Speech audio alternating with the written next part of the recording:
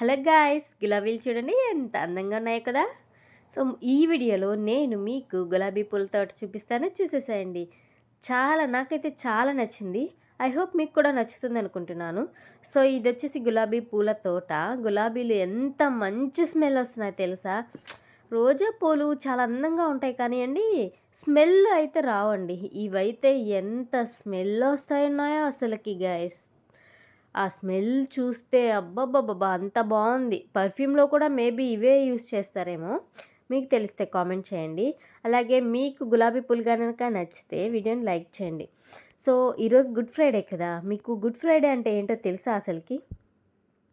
తెలీదా? కొంతమందికి తెలిసుంటుంది, కొంతమందికి దేవుడైన యెహోవా కుమారుడగు యేసుక్రీస్తు ప్రభువు భూమి మీద జన్మించిన రోజుని క్రిస్మస్‌గా జరుపుకుంటారు. ఈ విషయం అందరికీ తెలిసిందే. అలాగే యేసుక్రీస్తు ప్రభువు యొక్క మరణాన్ని గుడ్ ఫ్రైడేగా జరుపుకుంటారనమాట. సో అసలు ఈ గుడ్ ఫ్రైడే రోజు ఏం జరిగింది అంటే, ఫ్రైడే రోజున భూమి మీదున్న ప్రతి మనుషుని యొక్క పాపాన్ని పోగొట్టడానికి మనుష్య కుమారుడు తన రక్తాన్ని, తన శరీరంలోని ప్రతి రక్తపు బొట్టును చిందించడం ద్వారా ప్రతి మనుష్యుని యొక్క పాపం కడగబడిందనమాట.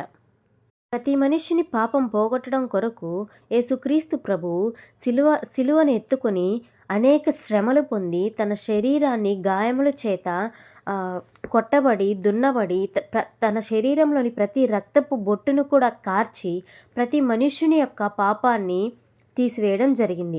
అలాగే శిలువ మరణం చెందిన తరువాత 3వ రోజున యేసుక్రీస్తు ప్రభు పునరుద్ధాన దినం జరిగింది.